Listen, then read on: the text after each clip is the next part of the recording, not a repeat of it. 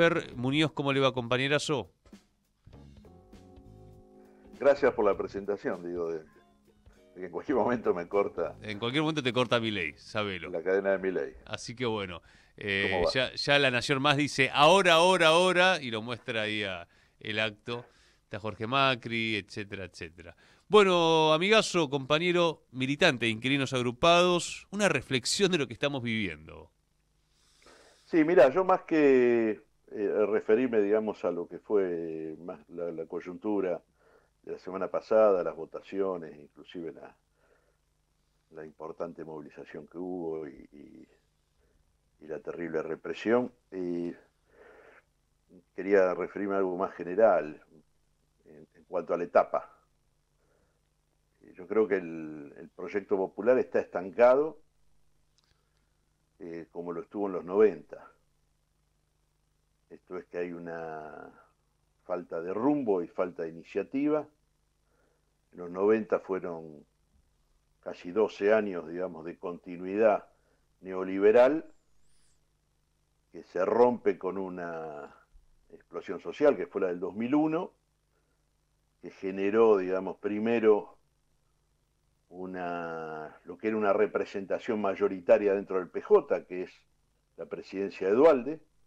En ese momento él expresaba a la mayoría institucional y representación, digamos, institucional del peronismo, pero que en el 2003, de resultas, digamos, de la elección, aparece una sorpresa, porque en realidad lo de Néstor es, además de ser eh, disruptivo, creativo, dinámico, también es sorpresivo, porque Néstor viene de los bordes de la experiencia anterior y viene de los bordes del peronismo. Representa una minoría dentro del PJ. Y lo que él construye en forma inmediata, en esa disputa interna, es un nuevo proyecto que de alguna manera recoge dos vertientes, digamos, de lo que fueron intentos en los 90 de resistir, digamos, al neoliberalismo o de expresar alguna, mejor dicho, más que resistir, expresar alguna propuesta alternativa que sintetizó de alguna manera cierto andamiaje progresista, digamos, que había sido la fallida y frustrada experiencia del Frepaso con la experiencia de la CTA, porque Néstor de alguna manera convoca y lo hace parte del proyecto a los movimientos de los desocupados, que la CTA lo había intentado y lo había hecho concretamente como central en los 90. Esa transversalidad que plantea inicial es la que le permite arrastrar, empujar de alguna manera también al resto del PJ a una nueva propuesta, a un nuevo proyecto y a un nuevo rumbo. Esto en primer lugar, digo, ¿no? Esta fue la primera experiencia, mientras Néstor fue como armando su propio espacio dentro del peronismo, con un conjunto de aliados, y quizás después de la 125 comienza, digamos, a desmantelarse. De alguna forma, el lado más progre entra en contradicciones, y el lado, digamos, que tenía que ver más con el peronismo o con la experiencia propia, digamos, de acumulación que había hecho el kirchnerismo, considera que ya es suficiente como para poder romper con otros sectores. Y esto, bueno, es lo que termina dando, me parece, como primer resultado eh, la propuesta más conservadora popular, que es la del 2015, digamos, la candidatura de Scioli. Del ahora Yo hago peronista y hincapié. libertario Daniel Pichichi Scioli. Exactamente. Yo creo que el kirchnerismo dejó de ser una novedad a partir del 2015, porque luego se continuó con Alberto y con Sergio Massa.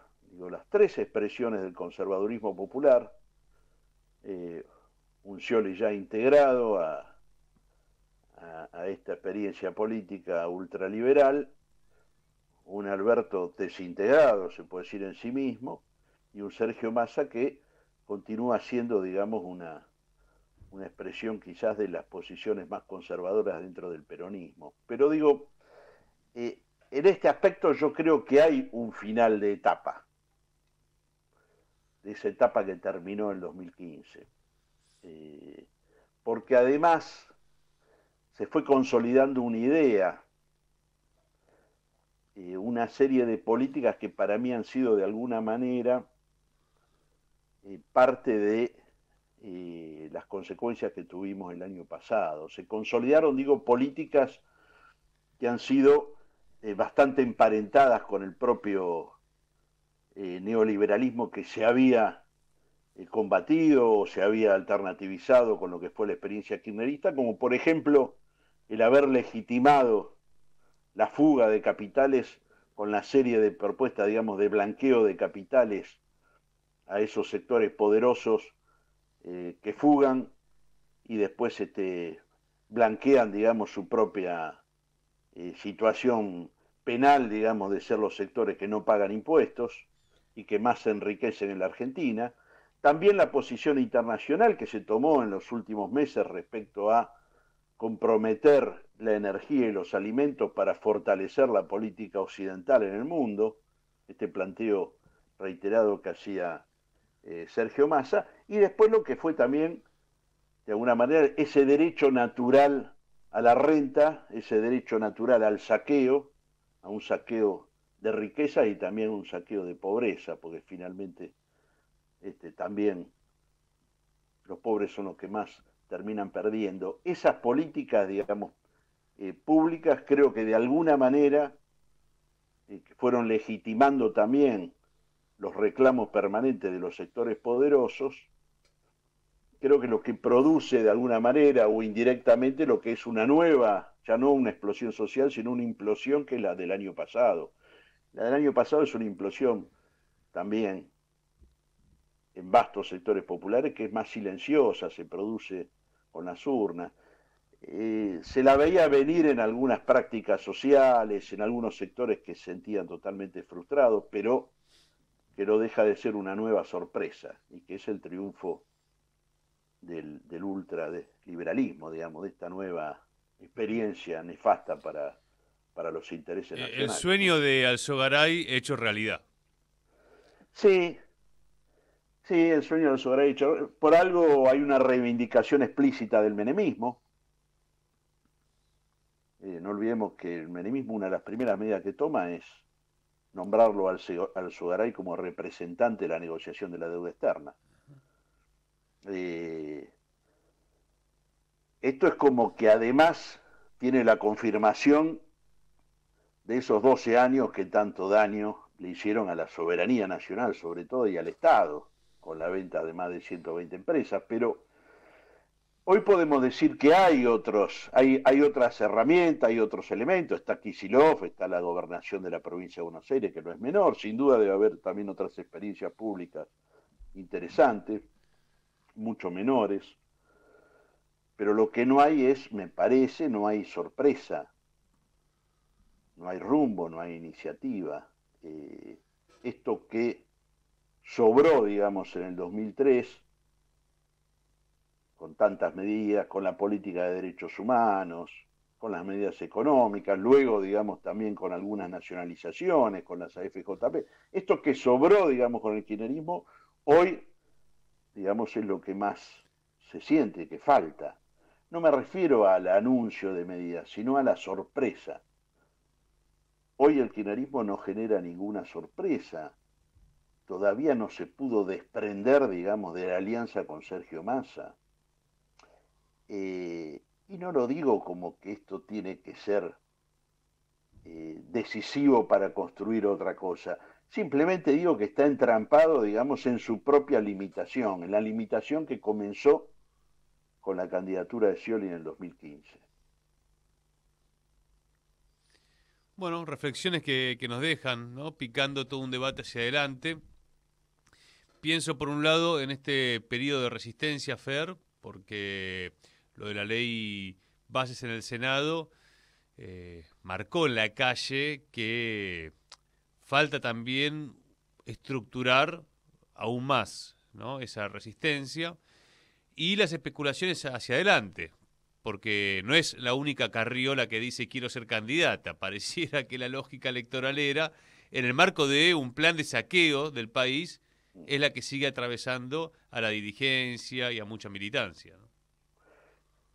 Sí. Como si teniendo más diputados resolviéramos la cosa, pero acá estamos hablando de otro esquema, ¿no? De un reseteo, dijo Paolo Roca, de la República Argentina, y ahí quizá, bueno, el aporte que uno hace es, che, no habría que pensar en cómo nos organizamos para esta resistencia y para el reseteo que tendremos que hacer el día que logremos volver a controlar el Estado, porque si no, volvemos al Estado, pero de la mano de l'AmCham, ¿no? Los capitales norteamericanos y también británicos en Argentina, de mano de los Eurnequian, porque Eurnequian tiene empleados de los dos lados de la grieta. Y bueno, vamos construyendo referentes que están determinados por los distintos círculos rojos y no por la organización popular. Sí, es cierto. Una de las preguntas si para ese reseteo sería si se convive con el peronismo mientras se construye esa alternativa. Porque me parece que esa es una disyuntiva que está presente desde el momento en que la provincia de Buenos Aires representa una porción muy importante, digamos, de los sectores populares a nivel nacional. Entonces, una de las preguntas es, lo digo esto también en relación a que el kirchnerismo se construyó de una manera, como decía antes, desde los bordes del PJ, de un PJ neoliberal, desde los límites de ese PJ, porque Néstor y Cristina siempre fueron como opositores, pero dentro de lo que fue la experiencia menemista, hasta esa ruptura que se produce en el 2003. Yo digo, bueno, habrá que preguntarse si ese reseteo se hace desde adentro del peronismo. Esta creo que es una de las disyuntivas que hay ahora, o si se construye un frente común contra el neoliberalismo, debatiendo ese modelo hegemónico que hay que desandar. Digo modelo hegemónico porque también, digamos, está hacia adentro también del movimiento nacional, ese modelo hegemónico, ¿no? O si se comienza, digamos, reconstruyendo a partir de distintas representaciones populares con un mínimo programa de 10 puntos. Digo, en este sentido planteo de que estamos como en los 90, digamos, estamos en más allá de la estructura que existe en la provincia de Buenos Aires y en otros distritos, como fruto, digamos, de lo que fue la experiencia de la década kirchnerista.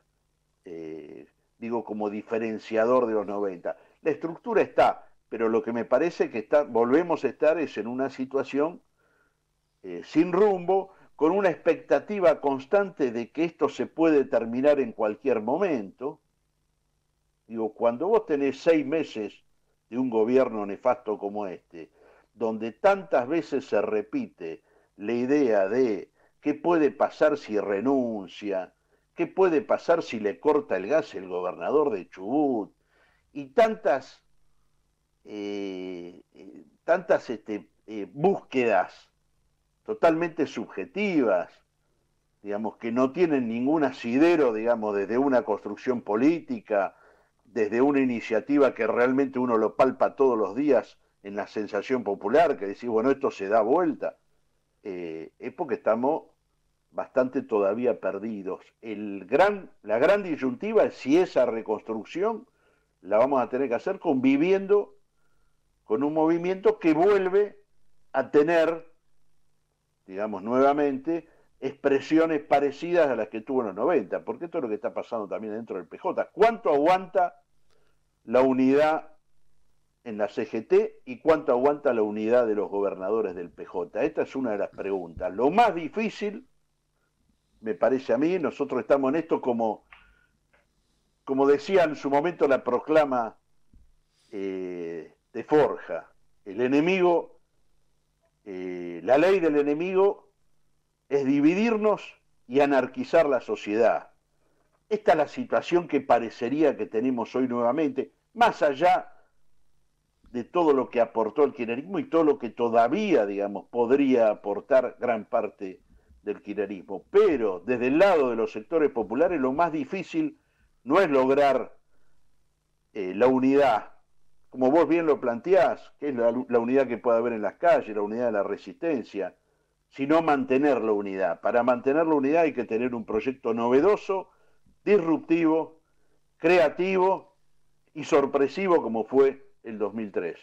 Fer, querido, te mandamos un fuerte abrazo y bueno, buen fin de semana, amigo. Un abrazo, gracias, igualmente. Ahí pasaba Fernando Muñoz.